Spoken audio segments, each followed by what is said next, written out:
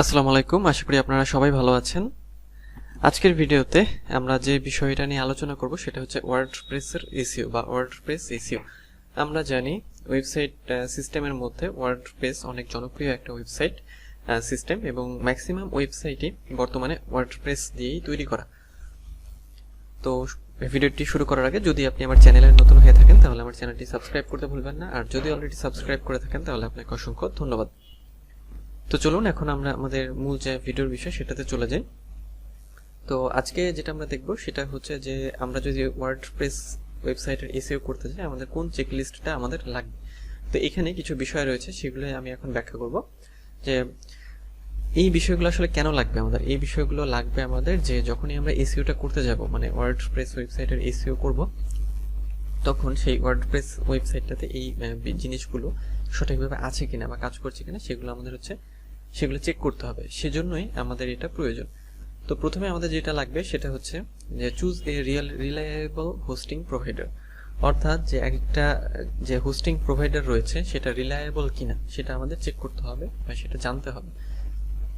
এরপর install an SEO friendly WordPress theme, অর্থাৎ SEO friendly একটা থিম ইনস্টল করতে হবে। এবং যেটা হচ্ছে কি হয় যে ওয়ার্ডপ্রেসের জন্য আলাদা কিছু থিম পাওয়া যায় যেগুলো এসইও ফ্রেন্ডলি অবশ্যই হতে হবে। তাহলে কি হবে, এসইও ফ্রেন্ডলি হলে যেটা হবে যে ওয়েবসাইটটা খুব সহজে র্যাঙ্ক করবে এবং এসইও লিস্টে থাকবে, গুগলের কাছে র্যাঙ্কে থাকবে। তিন নম্বর যে বিষয়টা খেয়াল করতে হবে যে ইনস্টল এ free WordPress SEO plugin.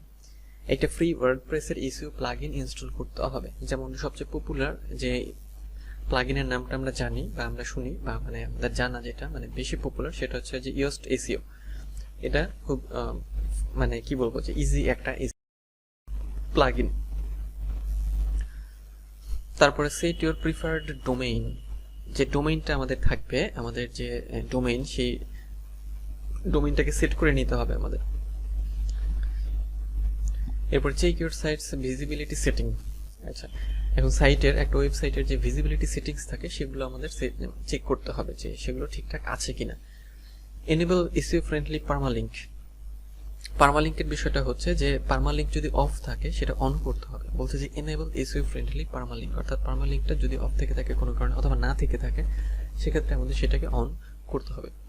Next যে বিষয়টা চেক লিস্টে থাকবে সেটা হচ্ছে verify your site with Google search console and submit your XML site map, অর্থাৎ গুগল সার্চ কনসোলে আমাদের এই যে ওয়েবসাইটটা আছে, যে ওয়েবসাইটের আমরা এসইও করবো সেটাকে সাবমিট করতে হবে বা ভেরিফাই করতে হবে, মানে সাবমিট এবং ভেরিফাই, এবং এক্সএমএল যে সাইট ম্যাপ করতে হবে। এগুলো কেন করতে হবে? এগুলো করলে কি হবে যে খুব সহজে ওয়েবসাইটের র্যাঙ্কে চলে আসবে। এরপরে ক্যারি আউট কিওয়ার্ড রিসার্চটা ক্যারি আউট করতে হবে, অর্থাৎ কিওয়ার্ড রিসার্চটা লাগাতার করে যেতে হবে আর কি। কিওয়ার্ড রিসার্চ আমরা জানি যে অন্যতম গুরুত্বপূর্ণ এবং এসইওর ক্ষেত্রে সবচেয়ে গুরুত্বপূর্ণ সেটা হচ্ছে যে কিওয়ার্ড। আমরা জানি কিওয়ার্ডের মাধ্যমেই আমরা অনেক কিছুকে র্যাঙ্ক করাতে পারি। তবে একটা বিষয় এখানে শুধু কিওয়ার্ড দিয়ে আসলে হবে না, সেটা অনেক বিষয় থাকে, তো সেগুলো আমরা জানবো পরে। আপাতত যেটা আমরা জানছি যে আমাদের দেখতে হবে যে কিওয়ার্ড রিসার্চটা আমাদের কেমনভাবে চলছে বা কেমনভাবে আছে সেটা আমাদের জানতে হবে এবং বুঝতে হবে। এরপর install the SEO writing assistant by Semrush plugin and create great content. এটা বলা হচ্ছে যে সেমরাশের একটা এসইও রাইটিং অ্যাসিস্ট্যান্ট রয়েছে যেটা ওয়ার্ডপ্রেস ওয়েবসাইটে আমরা ইনস্টল করতে পারবো এবং এটা আমাদের কি জন্য হেল্প করবে, গ্রেট কন্টেন্ট তৈরিতে আমাদের হেল্প। সো কি এই মানে প্লাগইনটার নাম সেটা হচ্ছে এসইও রাইটিং অ্যাসিস্ট্যান্ট। এই প্লাগইনটা ইনস্টল করলে আমাদের এটা অনেক হেল্প করবে আমাদের এসইও কন্টেন্ট রাইটিং এর ক্ষেত্রে। এরপর হচ্ছে যেটা অপটিমাইজ ইমেজের ক্ষেত্রে, যেটা যে একটা ওয়েবসাইটে অনেক রকমের ইমেজ থাকে আমরা জানি, এবং একটা পোস্টের মধ্যেও অনেক ইমেজ থাকে, একটাও থাকতে পারে, দুটো থাকতে পারে বা 4-5টাও থাকতে পারে। তো সেই ইমেজগুলোকে অপটিমাইজ করার কথা এখানে বলা হচ্ছে। অনেক সময় দেখা যায় যে ইমেজ অপটিমাইজ থাকে না, তো এই জন্যই ইমেজ অপটিমাইজেশনের কথা বলা হচ্ছে।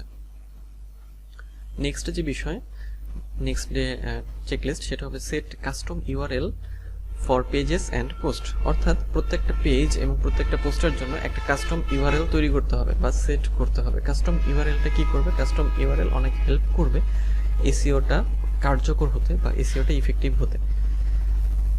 এরপরে হচ্ছে use optimised page headings, use optimised page headings. Page heading এর ক্ষেত্রে যে ওয়েবসাইটের যে পেজ, সেই পেজের যে হেডিং থাকবে সেই হেডিংগুলোকে আমাদের অপটিমাইজ করতে হবে বা দেখতে হবে যে হ্যাঁ ওগুলো ঠিকঠাক মতো অপটিমাইজ আছে কিনা। এরপর craft unique optimised title tag and meta description. Title tag এবং মেটা ডেসক্রিপশন আমরা জানি অনেক গুরুত্বপূর্ণ, তো এইগুলোকে চেক করতে হবে, ঠিকঠাক করতে হবে। ইউনিক অপটিমাইজড টাইটেল ট্যাগ অর্থাৎ সেটা ইউনিক হতে হবে, অপটিমাইজড হতে হবে এবং মেটা ডেসক্রিপশনও থাকতে হবে। এবং আমরা জানি যে এই টাইটেল ট্যাগ এবং মেটা ডেসক্রিপশনে কিওয়ার্ডগুলো অবশ্যই রাখতে হবে। Use internal linking. ইন্টারনাল লিঙ্কিংগুলো এখানে রাখতে হবে। ইন্টারনাল লিঙ্কিংয়ের ক্ষেত্রে যে একটা ওয়েবসাইটের মানে একই ওয়েবসাইটের অন্য কোনো লিঙ্ক যদি ওই পোস্টে থাকে বা পেজে থাকে সেটার কথা এখানে বলা হচ্ছে।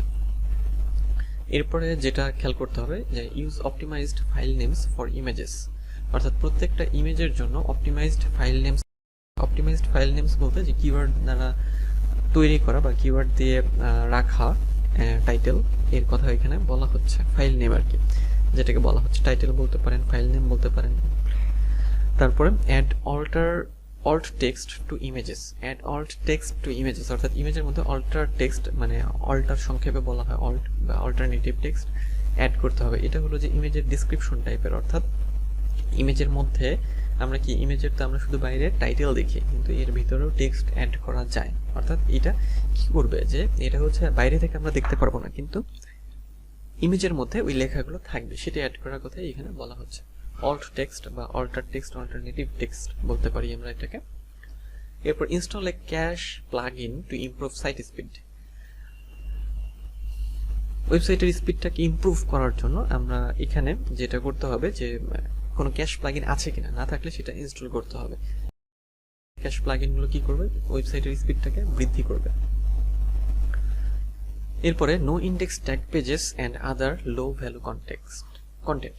নো ইন্ডেক্স ট্যাগ পেজেস, হ্যাঁ ট্যাগ পেজেস যেগুলো থাকবে এবং লো ভ্যালু কন্টেন্টগুলোকে নো ইন্ডেক্সে আছে কিনা সেটা খেয়াল করতে হবে। নো ইন্ডেক্স মানে সেটা গুগল ইন্ডেক্স করেনি। Mark up your pages with schema. পেজগুলোকে স্কিমার সাথে মার্ক আপ করতে হবে আমাদের। হ্যাঁ আমরা জানি এটা অনেক গুরুত্বপূর্ণ যে আমাদের যে পেজগুলো থাকে সেগুলোকে স্কিমার সাথে মার্ক আপ করতে হবে। তারপর ইউজ লাস্ট আপডেটেড ডেটস।